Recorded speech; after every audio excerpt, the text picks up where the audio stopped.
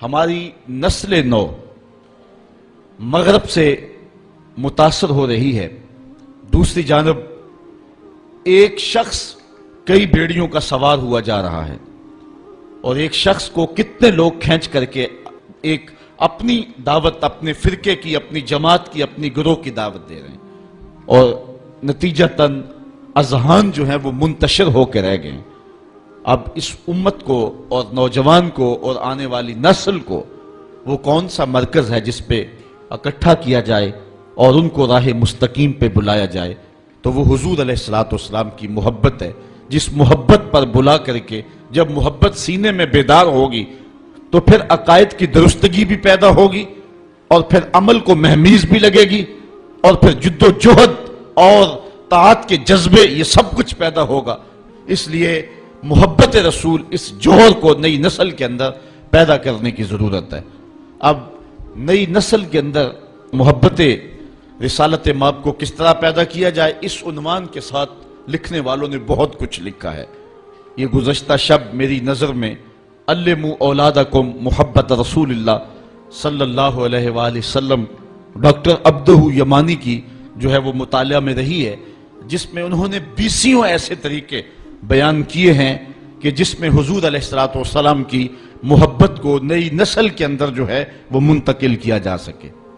لیکن اس وقت میرے سامنے وقت چونکہ اتنا نہیں ہے کہ میں ان 20 طریقوں کا اجمالی تذکرہ بھی کروں، گو کہ میرا ذہن تھا، لیکن میں اختصار کے ساتھ 3-4 باتیں، اور وہ بھی علامہ اقبال کا ایک مضمون ہے جس کا خلاصہ نئی نسل کے اندر دین کی آبیاری اور محبت رسول کی تخم ریزی ہم کیسے کر سکتے ہیں۔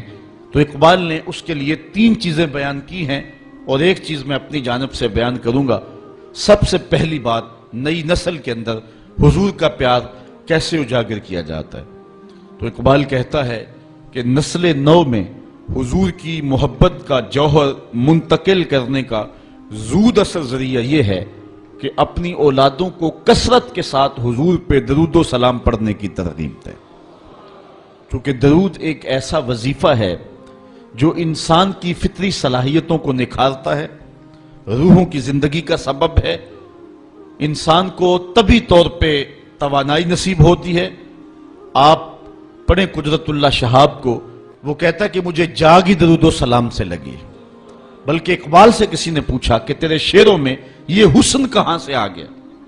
جو اردو ادب کے نقاد ہیں وہ غالب کو اقبال سے بڑا شاعر مانتے ہیں، جس انداز سے اس نے شاعری کی ہے، اور جن سنگلاخ زمینوں میں اور جن مشکل بحروں میں غالب نے لکھا ہے، یہ اسی کا ہی مقصوم ہے۔ پھر وہ جس عنوان سے بھی لکھے وہ کمال کر دیتا۔ یہ مسائل تصوف کے، یہ تیرا انداز بیاں غالب، ہم تجھے ولی سمجھتے اگر بادہ خار نہ ہوتا۔ بات کرنے کا ڈھب جانتا ہے، ذکر اس پر ہی وش کا، پھر بیاں اپنا تھا، بن گیا رقیب آخر جو رازداں اپنا تھا۔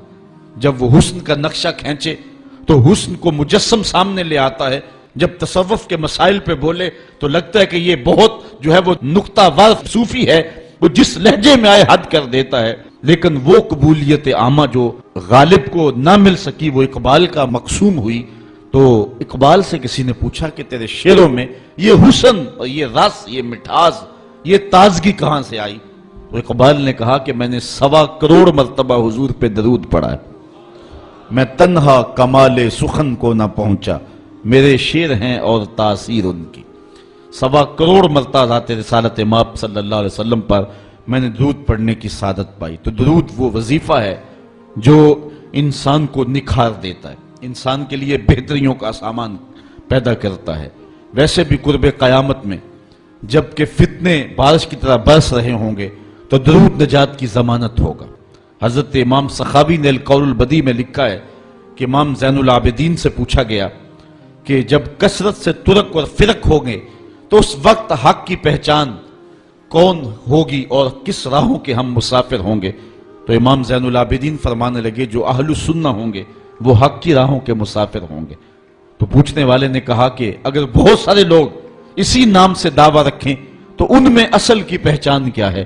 تو حضرت امام زین العابدین نے کہا من علامات اہل سنہ کثرت الصلاۃ علی رسول اللہ، نشانی میں بتا دیتا ہوں، کثرت کے ساتھ حضور پہ درود پڑھنے والے ہوں گے۔ تو یہ وہ وظیفہ ہے کہ جو نسل نو میں حب رسول کی آبیاری کا ایک مؤثر ترین ذریعہ ہے۔ دوسری بات، اپنی نسل کو حضور علیہ السلام اور آقا کریم علیہ السلام کی محبت کی تخم ریزی کے لیے حضور علیہ السلام کے فضائل و مناقب بیان کریں۔ یہ ایک فطری طریقہ ہے کسی سے پیار اور محبت کے رشتے کو قائم کرنے کا۔ جس شخص کی فضیلتیں بیان کی جائیں، عظمتیں بیان کی جائیں، تو اس کے لیے دل میں محبت پیدا ہوتی ہے۔ یہ ایک فطری طریقہ ہے کسی سے پیار کرنے کا اور کسی کے لیے دلوں میں محبت کی تخم ریزی کا۔ آقا کریم علیہ السلام کے معجزات ہیں، حضور علیہ السلام کا فضل و شرف ہے، حضور علیہ السلام کے مناقب ہیں، انبیاء علیہ السلام پر حضور علیہ السلام کی فضیلت ہے، حضور علیہ السلام کو جو شان اور خصوصیات عطا کی گئی ہیں، ان خصوصیات کو امت کے نوجوانوں کے سامنے، نئی نسل کے سامنے رکھیں گے تو اس کا لازمی نتیجہ یہ ہے کہ نئی نسل کے سینے میں حضور علیہ السلام کا پیار پیدا ہوگا۔ میں اختلاف کا مزاج نہیں رکھتا، لیکن سچی بات اگر تکلیف کا سبب بھی ہو تو یہ ایک امر آخر ہے۔ بات اصول کی ہے کہ اگر یہ بحث چھڑی جائے کہ نبی دیوار کے پیچھے بھی نہیں جانتا تو مجھے بتاؤ کہ نسل نو کے سینے میں نبی کا پیار پیدا ہوگا؟ آج کی نسل آج نہیں تو ہم سے کل سوال کرے گی۔ سائنس تو زمین کی تہ میں چھپے ہوئے معدنیات بھی دیکھ لیتی ہے، پہاڑوں کی رگوں میں سونا کتنے فیصد پایا جا رہا ہے، جدید زمانے میں یہ بھی دیکھا جاتا ہے۔ سمندر کی تہ میں موتی اور گھونگے کس سائز میں ہیں، تو جدید سائنس سے یہ بھی ممکن ہو گیا ہے کہ اس سائز کو بھی دیکھ لیا جاتا ہے، معدنیات کہاں اور کتنے پائے جاتے ہیں۔ یہ ایک انسانی عروج ہے اور انسانی باغپن ہے جب انسانی نظر کا کمال اور انسانی دوربین کی رسائی پہاڑوں کی رگوں تک ہو گئی ہے اور زمین کی تہوں تک انسان پہنچ گیا ہے، تو کیا نبی دیوار کے پیچھے بھی نہیں جانتا؟ یہ بے بسی کی کہانی نہیں ہے تو اور کیا ہے؟ نئی نسل کو بتانا پڑے گا۔ یہ کسی نے اپنے دور میں اندھیرے میں بیٹھ کے لکھ دیا، حقیقت ایسی نہیں ہے۔ نبی تو نبی رہا، نبی کا غلام حضرت عمر منبر پہ بیٹھا ہے، نہامد میں جنگ ہو رہی ہے، 1 مہینے کی مسافت ہے، حضرت ساریہ امیر لشکر ہیں، راستے میں دیوار کیا کئی پہاڑ کھڑے ہیں، حضرت ساریہ آگے بڑھ کے جوش میں حملہ کرنے لگے، دشمن پیچھے سے آ کے جو ہے وہ حملہ آور ہونے لگا، حضرت عمر خطبہ دے رہے تھے، رہا نہ گیا، یہی سے بولے یا ساریہ الجبل، اے ساریہ پہاڑ کو نہیں چھوڑنا، یہ شان ہے خدمتگاروں کی، سرکار کا عالم کیا ہوگا۔ یہ تو نبی کے غلام کی نگاہوں کا عالم ہے کہ وہ پہاڑوں کے پیچھے دیکھ رہا ہے، تو جو نبی ہے اس کی شان کا عالم کیا ہوگا۔ تو اگر اپنی اولاد کو اس طرح کے مسئلے بتائیں گے اور اس طرح کی باتیں بیان کریں گے تو وہ حضور کی ذات سے دور ہوں گے، حضور سے قریب نہیں ہوں گے۔ بات اختلاف کی نہیں، اصول کی ہے۔ آج کی اس انسانی عروج کی اور انسانی کمال کی اور مادی ترقی کے اس زمانے میں اگر یہ کہا جائے کہ نبی کسی چیز کا اختیار نہیں رکھتا تو یہ کتنی عجیب سی بات ہے۔ آج تو انسان زمین کی تنابیں تھام چکا ہے، آج تو چاند کی چھاتی روندی جا چکی ہے، مریخ کے سفر کی تیاریاں ہیں، ایٹم کا کلیجہ شک کیا جا چکا ہے، پوری دنیا گلوبل ولیج بن چکی ہے، پانی کی تہوں تک انسان کی رسائی ہے۔ اور کسی زمانے میں ہم کہتے تھے کہ کمان سے نکلا ہوا تیر واپس نہیں آتا، لیکن آپ کے پاس یہ سسٹم موجود ہے کہ آپ فائر کر چکے ہیں، بعد میں پروگرام بن گیا کہ نہیں اس کو ہدف سے ہٹانا ہے تو آپ بٹن دبائیں، نکلے ہوئے میزائل کا رخ بدل سکتے ہیں، اس کو راستے میں توڑنا چاہیں تو توڑ سکتے ہیں۔ یہ انسانی دسترس اور انسانی اختیار کی دل آویز کہانی ہے کہ انسان نے سورج کی شعاؤں کو مسخر کر لیا، زمین کی تنابیں تھام لی اور دھرتی کا کلیجہ اس کے ہاتھ میں ہے، اور وہ آنے واحد کے اندر کہاں سے کہاں تک جا رہا ہے، ہوائیں اس کی قید میں ہیں، فضائیں اس کی دسترس میں ہیں۔ جب انسان نے یہ مادی ترقی قائم کر لی تو کیا نبی کسی چیز کا اختیار نہیں رکھتا؟ یہ کتنی عجیب اور بے تک کی بات ہے۔ نبی کے اختیار کی کہانی سننی ہے تو آؤ نبی کی عظمتوں کو دیکھیں۔ نبی انگلی اٹھائے چاند کے ٹکڑے ہو جائیں، سورج پلٹ کے اثر کے وقت پہ آ جائے، اور سڑیاں کو جوراں اگا جان دائے، اور پتھراں نو کلمے پڑھا جان دائے، قطرے کو سمندر ذرے کو ستارہ کرتے ہیں، کونین کو خم آ جاتا ہے جب زلف سمارا کرتے ہیں۔ آج انسانی دسترس اور اختیار کی کہانی کی دل آویزیاں یہ ہیں کہ کمان سے نکلے ہوئے تیروں کے رخ موڑے جا رہے ہیں اور میزائلوں کے راستے اور ہدف تبدیل کیے جا رہے ہیں۔ آؤ حضور کی دہلیز پہ دستک دیتے ہیں۔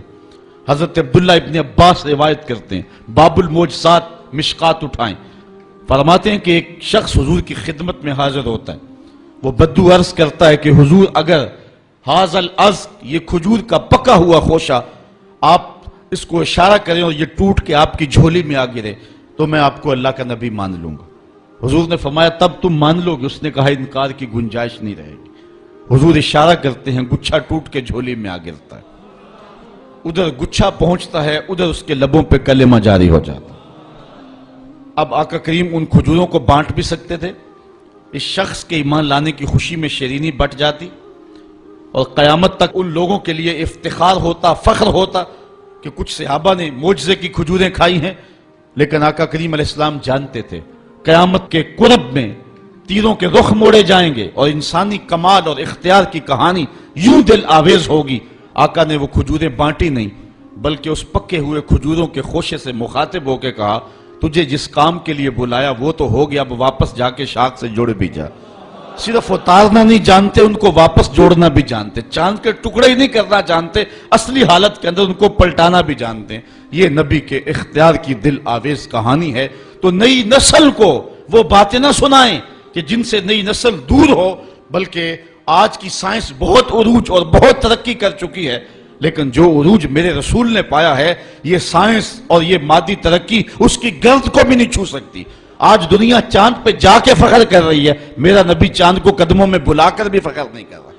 اور پھر معراج کی شب میرے رسول وہاں پہنچے ہیں جہاں کسی کا تصور بھی نہیں پہنچا۔ کوئی فلک تے رہ یار گیا، کوئی جا سدرا تے ہار گیا، ایک کالیاں زلفاں والا سی جڑا عرش تو بھی لنگ پار گیا۔ کوئی حد ہے ان کے عروج کی، بلغل اولاب کمال ہی۔ یہاں امام احمد رضا کا اسلوب دیکھیے، خرد سے کہہ دو کہ سر جھکا لے، گماں سے گزرے گزرنے والے، یہاں خود پڑے ہیں جہت کو لالے، کوئی کیا بتائے کدھر گئے تھے، کوئی حد ہے ان کے عروج کی، بلغل اولاب کمال ہی۔ تو نسل نو کو حضور کا پیار دینے کے لیے آقا کریم کے فضائل و مناقب بیان کرنے پڑیں گے۔ تیسری بات، نسل نو کو حضور علیہ السلام کی محبت اور حضور کا پیار دینے کے لیے حضور کے حسن و جمال کا تذکرہ سنانا پڑے گا۔ کائنات میں انسان کی یہ طبع ہے اور فطری مجبوری ہے کہ حسن کی طرف اس کا میلان ہوتا ہے، اور یہ میلان طبعی ہے۔ تو اس لیے نئی نسل کو حضور کے حسن کے قصیدے بیان کرنے پڑیں گے۔ علماء نے باقاعدہ اس پہ کتابیں تصنیف کی ہیں۔ امام ترمذی کی شمائل ترمذی اسی عنوان کے ساتھ ہے، اس میں حضور علیہ السلام کے ناخن انور سے لے کر کے سر کے بالوں تک حضور کے ایک ایک عضو کا تذکرہ بیان کیا گیا ہے۔ تو نسل نو کو حضور کے حسن کا تذکرہ سنانا پڑے گا تاکہ ان کے سینے میں حضور کا پیار پیدا ہو۔ یہ عنوان اپنے دامن میں بڑی وسعت رکھتا ہے، لیکن ایک حدیث سن لیں۔ حضور کے صحابہ میں ایک نام ہے حضرت ابو طفیل کا، یہ سب سے آخری صحابی ہیں۔ حج کا موسم ہے، اونچے ٹیلے پہ کھڑے ہو گئے اور لوگوں سے مخاطب ہو کے کہا لوگوں اس وقت روئے زمین پہ میرے علاوہ کوئی نہیں جس نے حضور کو دیکھا ہو، آؤ مجھ سے حضور کی باتیں سنو۔ لوگ اکٹھے ہو گئے اور کہا صف لنا رسول اللہ صلی اللہ علیہ وسلم، ہمیں حضور کا حلیہ بیان کر دیجیے۔ تو انہوں نے 3 لفظوں میں حضور کا حلیہ بیان کیا، کان رسول اللہ صلی اللہ علیہ وسلم ابیض ملیحا مقصدا، ایک چٹے رنگ کے تھے، ایک حسن نمکین تھا، ایک ہر معاملے میں توازن تھا۔ آخری بات میرے عنوان کی، ورنہ اس عنوان سے بہت کچھ کہا جا سکتا ہے۔ حضور علیہ السلام کے فضائل و مناقب، حضور کے حسن کا تذکرہ، آقا پر کثرت درود، یہ سارے وظائف زود اثر ہیں اور ان کے ذریعے سے اپنی نسل کو حضور علیہ السلام کی چوکھٹ پہ بلایا جاتا ہے۔ ایک اور ذریعہ یہ ہے کہ اپنی نئی نسل کو حضور علیہ السلام کی سیرت بیان کریں، اور اس کا لازمی نتیجہ یہ ہے کہ ان کے دل میں حضور علیہ السلام کے لیے، صاحب سیرت کے لیے پیار کے جذبے پیدا ہوں گے۔ آقا کریم علیہ السلام کو جو حسن صورت دیا گیا ہے اس کا جواب نہیں ہے، لیکن جو حسن سیرت دیا گیا ہے اس کا بھی جواب نہیں ہے۔ اللہ تعالیٰ جل شانہ نے اپنے محبوب کے خلق کی خود تعریف کرتے ہوئے فرمایا وَإِنَّكَ لَعَلَىٰ خُلُقٍ عَظِيمٍ، محبوب تو عظیم خلق کا مالک ہے۔ تو جس کے خلق کو رب نے بھی عظیم کہا ہے وہ سیرت کے کس اونچے درجے پہ گامزن ہوگا۔ اس لیے اپنی نئی نسل کو اس عنوان کے ساتھ آگاہی دے کر کے اپنی نئی نسل کو حضور کی محبت کی طرف بلایا جائے گا۔ ایک بات اور عرض کروں جاتے ہوئے، وہ یہ کہ اپنی اولادوں کے دلوں کے اندر اس بات کا احساس پیدا کیجئے اور اس مسرت اور اس خوشی کا وہ اظہار کریں کہ ہم حضور کی امت ہیں، اور یہ احساس فرحت کا اور انبساط کا حضور علیہ السلام کی قربت کا سبب بنے گا۔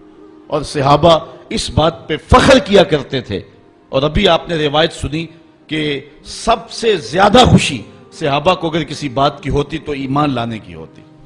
تو حضور علیہ السلام کی صورت میں جو کرم نوازی ہوئی، 1,00,000 انبیاء علیہم السلام ہیں، لیکن جو اعزاز اللہ نے اپنے محبوب کو عطا کیا وہ کسی اور کا مقسوم نہیں ہے، شرف مکان کا نہیں ہوتا، مکین کا ہوتا ہے۔ تو جس طرح حضور نبیوں سے افضل ہیں، حضور کے صدقے سے حضور کی امت جو ہے وہ ساری امتوں سے افضل ہے۔ کنتم خیر امت اخرجت للناس، کبھی ہم تنہائی میں بیٹھ کے سوچے ہم اس قابل ہیں کہ اتنا بڑا اعزاز دیا گیا؟ یہ مجھے اور آپ کو کہا گیا ہے کہ تم بہتر امت ہو، میری خوش قسمتی میں تیرا امتی۔ میرے بزرگ ایک شعر پڑھا کرتے تھے اور ان کے اوپر ایک محویت کا عالم طاری ہوتا تھا، محمد جانے جانا ہے پیغمبر ہو تو ایسا ہو، محمد جانے جانا ہے پیغمبر ہو تو ایسا ہو، رسولوں کی بشارت سے مبشر ہو تو ایسا ہو، امر توقیر کا سب کو موقر ہو تو ایسا ہو، کیا ہم کو غلام ان کا مقدر ہو تو ایسا ہو۔ اس پہ جتنا بھی ناز کریں کم ہیں۔ حضرت حسان بن ثابت رضی اللہ تعالی عنہ کبھی جھوم کے پڑھا کرتے تھے، منا علینا ربنا ام باس فینا محمدا، ہمارے رب نے تھوڑا احسان کیا ہے کہ محمد عربی عطا کر دیے۔ اور آپ اس منظر کو نہیں بھول سکتے جب مدینے میں حضور جلوہ فراز ہوتے ہیں اور بنو نجار کی بچیاں ہاتھوں میں دفیں لیے حضور کی آمد کے ترانے پڑھ رہی ہیں، طلع البدر علینا من ثنیۃ الوداع وجب الشکر علینا ما دعا للہ داعی ایھا المبعوث فینا جئت بالامر المطاع۔ اور وہ کتنی خوشی کے ساتھ ان کے لہجے کا بانک پن دیکھیے، انداز دیکھیے، انت شرفت المدینہ مرحبا یا خیر دائی فلبسنا صوب یمن بعد تلفیق الرقاع۔ وہ بچیاں پڑھتی ہیں کہ ہم تو پیوند لگے کپڑے پہنا کرتی تھی، ہم تو غریب گھروں کی بچیاں ہیں، لیکن آج کیا ہوا کہ ہم نے خوبصورت کپڑے پہنے ہوئے ہیں، ہم نے یمنی حلے پہنے ہوئے ہیں۔ کہا حضور ہم اس قابل تو نہیں تھی، ہم تو غریب لڑکیاں تھی، لیکن آج یمنی حلے ہم نے جو پہنے ہیں اس چاور خوشی میں پہنے ہیں کہ آپ جلوہ گر ہو گئے ہیں۔ تو اس شوق میں، اس محبت میں اپنی نئی نسل کو ہم جو ہے وہ حضور علیہ السلام کے بالخصوص موسم میلاد میں ان کے لیے محبتوں کے سامان کریں، تاکہ ان کے لیے حضور علیہ السلام کی محبتوں کا جوہر اور چمکے اور جھلکے اور سینے روشن ہوں۔ اللہ تعالیٰ یہ دولت بیدار ہم سب کو نصیب فرمائے۔ کل دوبارہ حاضری ہوگی تو عنوان ہوگا محبت اہل بیت۔ انشاءاللہ اللہ مجھے آپ کو اپنی رحمتوں کے سائے میں